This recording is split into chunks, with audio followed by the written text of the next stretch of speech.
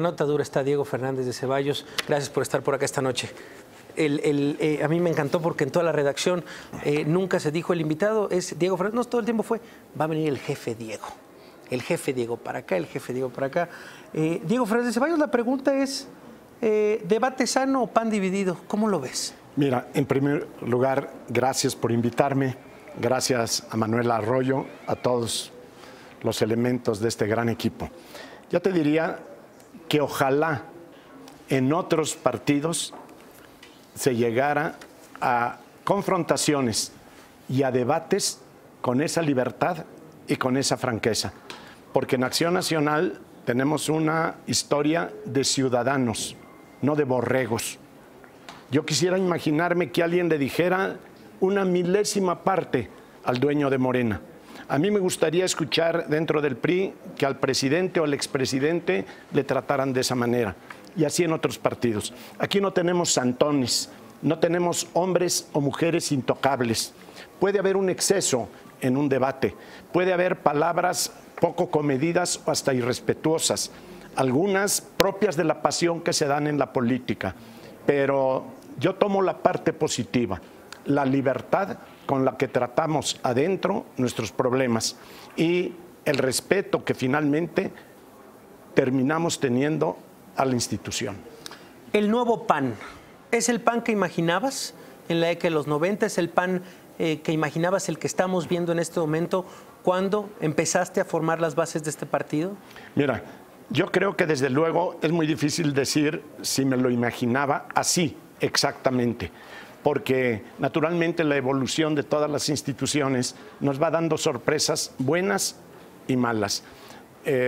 Yo te he de decir con toda franqueza que en muchos aspectos me siento orgulloso de que Acción Nacional siga siendo un instrumento para bien de la democracia, para bien de México. Pero también te digo que ha habido muchas desviaciones en el comportamiento de muchos de los militantes y que eso se tiene que rectificar, porque si nosotros queremos entender el porqué del enojo social contra la clase política, contra los partidos, contra las instituciones, el camino fácil es decir, es que así sucede en todo el mundo. Sí, sucede en la mayor parte del mundo, porque en la mayor parte del mundo hay insatisfacción por el desempeño de sus instituciones públicas. No sé si me lo imaginé así. Creo que en muchos aspectos debe de ser motivo de orgullo para los panistas tener el partido que tenemos. Y por otro, estamos obligados a una inmediata rectificación. ¿A qué me refiero? A ver. A ser más generosos, a entendernos dentro de Acción Nacional por la invitación inicial a la que fuimos llamados, a dar, no a recibir. En la medida que cada uno de los panistas, como de cualquier otro partido, nos entendemos como derechohabientes de la institución, toda institución quiebra.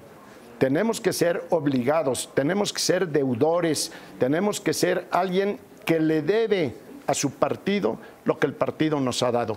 Y creo que si nosotros nos exigimos en lo personal como panistas, ser auténticos panistas, buscar el bien común y rectificar en nuestras desviaciones y excesos, podemos seguir siendo una opción válida para México. Eres una persona derecha, eres una persona de decisiones. Hay tres rumbo al 2018, Rafael Moreno Valle, Ricardo Anaya, Margarita Zavala. ¿Con quién simpatizas más? Cada uno tiene sus cualidades y no estoy eludiendo la pregunta. No. Lo que sucede es que desde hace muchos años, por los cargos que me ha permitido Acción Nacional como dirigente en algunas de sus organizaciones, como diputado en una sola ocasión, como senador en otra, antes del Senado como candidato a la presidencia de la República, yo he creído que el mejor bien, el mayor servicio que le puedo hacer a mi partido es no apoyar a precandidatos. Dejo que juegue cada uno su juego. Dejo que la militancia decida con absoluta libertad por lo que a mí se refiere. Y naturalmente, al que sea hombre o mujer candidato, lo voy a apoyar. ¿Le preocupa más el PAN o López Obrador? rumbo al 2018? No, López Obrador a mí en lo personal no me preocupa. Entre otras razones porque yo creo que para cuando venga la elección presidencial yo ya estaré dando quelites de este tamaño o estaré próximo a darlos. Pero además ese sujeto a mí me merece respeto como persona, ¿sí? Pero como político ninguno. Vimos y leímos la columna del día de ayer. El Alibaba que va a venir a salvar a este país para el próximo 2018. Parecería que sí es algo que no deja dormir a Diego Fernández de Ceballos, la figura o tal vez las encuestas que lo ponen puntero a López Obrador. No, no es el caso. Desde luego no soslayo lo que para mí representa como político López Obrador. Por supuesto que en el ámbito democrático no pasa el primero de párvulos, porque él no requiere de ciudadanos, él necesita súbditos, requiere de Juanitos y de Juanitas, de que todo lo que él dice va para adelante y no admite, ya no digamos un debate como el que aquí tú has anunciado y has dado una parte del mismo, absoluto silencio y absoluta sumisión. Eso yo no lo puedo tolerar como ciudadano y no creo que pueda ser bueno para México. Si hoy, como candidato a la presidencia y dueño del partido, no tolera la más mínima disidencia de nadie de los suyos, imagínate cómo va a poder aceptar la disidencia en un México plural. ¿Con quién es el político que más se ha confrontado Diego Fernández de Ceballos? Un político que se ha confrontado los últimos 30 años. Pues, ¿con quién? No quiero mencionar a uno solo porque me van a reclamar muchos, pero en la historia de mi vida política constantemente con muchos. Y sería impropio estar mencionando a personas que en un momento dado ni siquiera me puedan contestar. Hemos revisado antes de entrar a este programa los debates, aquel debate histórico, el primero en Televisión Nacional, en el cual usted estaba presente, en donde repartió para Ernesto Zedillo, para Cuauhtémoc Cárdenas, debates que desde el punto de vista del equipo de La Nota Dura eran debates con un contenido político interesante, con un contenido de propuestas, algo muy diferente a lo que nos han acostumbrado en los últimos años los políticos de esta nueva generación. Y vemos por lo menos el debate del Estado de México. ¿Qué piensa Diego Fernández de Ceballos cuando ve debates, y hay que decirlo, tan pobres como los de este año, los del año pasado, los de las elecciones pasadas? Javier, a mí me resulta un poco difícil comparar debates o hablar de ellos porque consciente o inconscientemente podría el público tomar a un autoelogio, decir que lo mío fue maravilloso y lo de ahora ya no vale 5 centavos. Yo he visto en ocasiones debates públicos muy interesantes, discursos excelentes, y hay sobre esto muchas historias que te podría yo comentar, inclusive algunas graciosas. Yo recuerdo que en algún debate en el que yo participé en la Cámara de Senadores, etcétera, un día mi amigo el licenciado Muñoz Ledo me felicitó. Me dijo que le había parecido excelente, que le había parecido magistral. Y me dijo, mira, estuviste también que ese discurso lo pude haber pronunciado yo. Y soltamos la carcajada. ¿Por qué? Porque yo sí creo que los debates deben de ser diferentes. Y sobre ese particular, mi convicción es muy clara. En política se debe de hablar claro y fuerte, pero sin odio. Claro. Decir lo que piensa tu conciencia, hablar con responsabilidad y pensar en que no debemos promover la desunión de los mexicanos. Es gravísimo lo que está pasando, por ejemplo, en el caso que tú señalas de López Obrador. Está haciendo mutatis mutandi lo que Trump, buscando la inconformidad, el coraje, el resentimiento, los odios que están en la sociedad, para enseguida de ahí decir, yo soy bueno, yo soy puro, yo no toco dinero, ni bueno ni malo, ni limpio ni sucio, y por lo tanto soy honesto. Yo voy a acabar con la corrupción, yo voy a acabar con la impunidad y voy a acabar con la pobreza. ¿Por qué? Porque soy honesto. Aunque traiga... Honestidad valiente, dice. Sí, honestidad valiente, como si hubiera honestidad cobarde. Imagínate cómo tendrá el concepto de honestidad. Y finalmente, ¿qué cosa es lo que hace? efectivamente yo te puedo asegurar que él no tiene dinero porque no toma dinero, entre otras cosas porque no trabaja.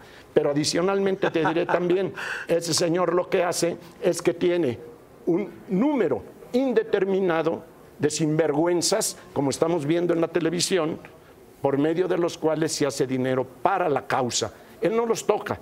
Se beneficia del dinero público aprovechando la democracia. Se aprovecha de las instituciones que el pueblo de México ha creado, aunque las mande al diablo. Y se aprovecha también de los que tiene subrepticiamente para hacerse de dineros para esa causa que es noble, que es buena, porque va a acabar con todos esos males que laceran a México. Eso no es honesto, no es democrático y bajo ninguna circunstancia puede ser el camino de México. Por supuesto que la indignación que hay en la sociedad... Ese es un tema fundamental y le has dedicado varias columnas al tema de la ciudadanía. Sí, y déjame decirte, sobre este punto, mal sería que nos concentráramos en las perversidades de López Obrador, porque esas no podrían estar floreciendo en amplios sectores de la población si no hubiera una clase alta, poderosa y una clase media que ha soportado todas las infamias de la clase política. Hoy, en este momento, hay espacios en la República donde pillos que se llevaron miles de millones se están presentando como candidatos y ¿qué cosa es lo que tienen? Alta popularidad. Entonces, si el rico busca el acomodo y la clase media busca el acomodo, sea con quien fuera, para su beneficio personal, pues naturalmente las instituciones no funcionan. Un tema fundamental lo acaba de tocar, el tema de la ciudadanía, el tema de la corrupción. Y le pregunto a Diego Fernández de Ceballos, ¿no hay un despertar social? Sí, claro. No hay un despertar social, no está diciendo la gente ya basta. Y te pregunto esto porque también supongo, por cierto, eres el político con la mejor convocatoria para fiestas. Nadie te dice que no. Sí, claro. Nadie te dice que no a las fiestas de cumpleaños de Diego Fernández de Ceballos.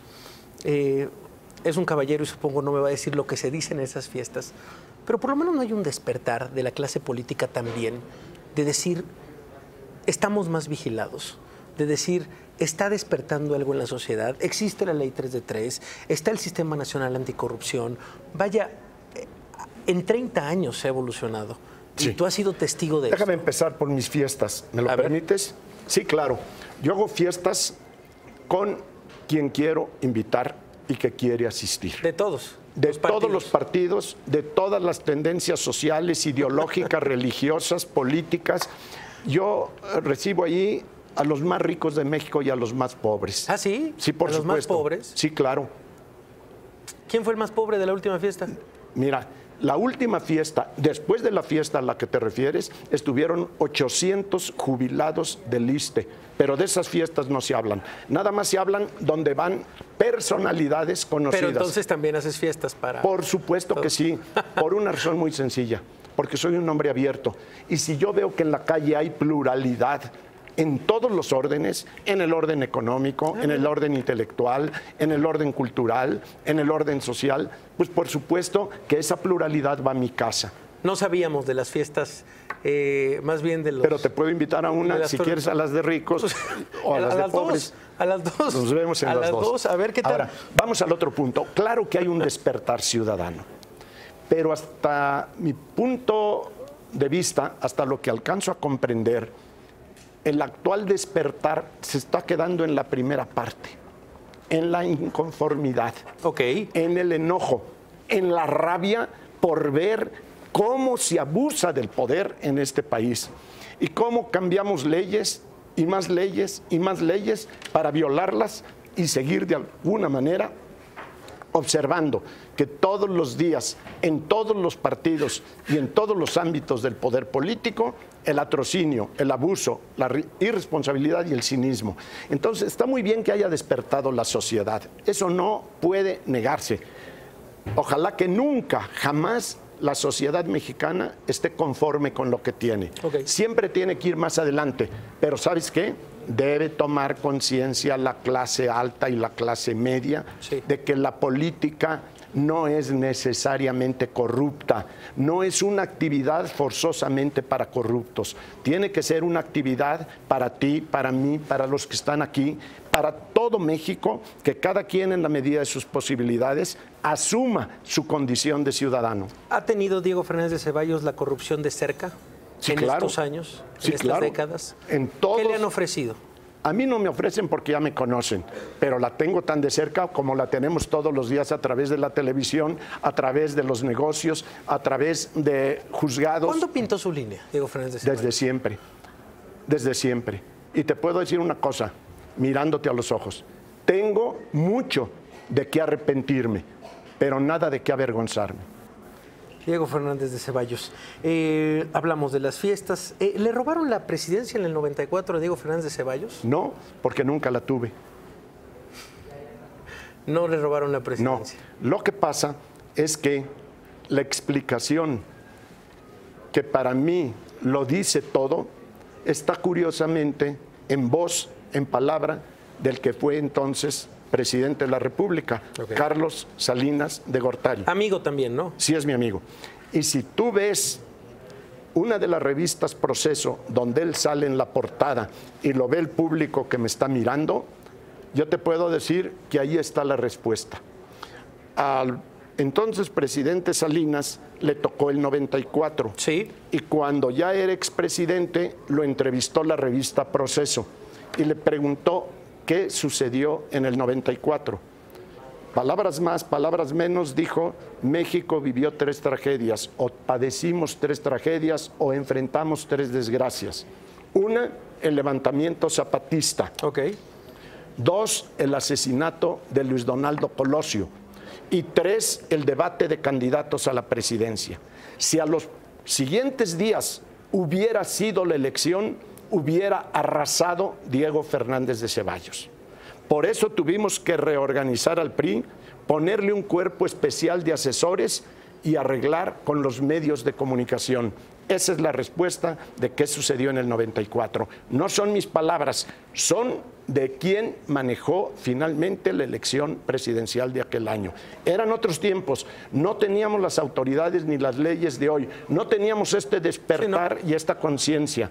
Por eso siempre he dicho, a mí el señor Zedillo no me ganó la presidencia de la República. Me la ganaron Carlos Salinas, Televisa y Pronasol. Esos 3. Tenemos ahí unos audios, nos lo puedes poner, de Diego Fernández de Ceballos, años después, justamente hablando de esto. Vamos a escuchar. Sentí que a partir del debate hubo una cerrazón verdaderamente violenta de los medios de comunicación, particularmente promovida por el gobierno del entonces presidente Carlos Salinas, con quien tengo un trato afectuoso, con quien tengo amistad, pero con la misma franqueza te digo a ti y le digo a él que él fue el que cambió el curso de esa historia para que ganara el señor Zedillo. Sí. Y así le fue a Salinas y así le fue al país. Así le fue a Salinas y así le fue al país. Le hice la misma pregunta porque por lo menos en este país los tenemos en el mismo nivel de importancia. Cuando estuvo aquí sentado también el político Cuauhtémoc Cárdenas. Y le pregunté para él cuál era el político más relevante de México de los últimos 30 años. ¿Qué dice Diego Fernández de Ceballos? Primero, que yo aprecio personalmente a Cuauhtémoc Cárdenas. Lo considero un hombre de bien, con el que tuve y tengo diferencias, pero no puedo escatimar, porque no soy miserable, el valor humano de Cuauhtémoc Cárdenas y lo que él ha aportado a la vida pública. Y respecto a las personalidades que a mí me marcaron en la política nacional, muchas, se me acabaría el programa, pero te voy a decir 2. Manuel Gómez Morín, fundador de Acción Nacional, y Luis H. Álvarez, un hombre extraordinario que hace poco tiempo murió. Luis H. Álvarez y Manuel Gómez Morín. ¿De la nueva generación? Por curiosidad, ¿a quién señaló Cárdenas? No ha habido ninguno. Qué duro, ¿eh? Es lo que dijo Cuauhtémoc Cárdenas. Ninguno grande. Le dije, los últimos 30 años, le dije. Hay muchos. Y me dijo, no hay ninguno. Hay muchos. No se salva, nadie. Para mí, uno de ellos es él. Cuauhtémoc Cárdenas. Parte de lo que dice. ¿Qué puros fuma el señor Diego Fernández de Ceballos? Me cuesta mucho decirte. Te amo. Esos son los puros favoritos, Mis entonces. favoritos. ¿Cómo es un día en la vida de Diego Fernández de Ceballos? ¿Cuál es? De mucho trabajo y de mucha exigencia. ¿Por qué? Precisamente yo se lo aprendí a Manuel Gómez Morín, con quien trabajé 10 años, primero como pasante de Derecho y después como abogado. A mí me impresionó mucho la figura de Manuel Gómez Morín, fundador de Acción Nacional y de otras instituciones, porque él era un hombre absolutamente intransigente,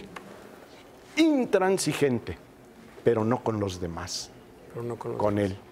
Por eso yo me he exigido mucho en la vida, tal vez, por supuesto, no lo que debiera, pero procuro día con día ser un mejor ser humano.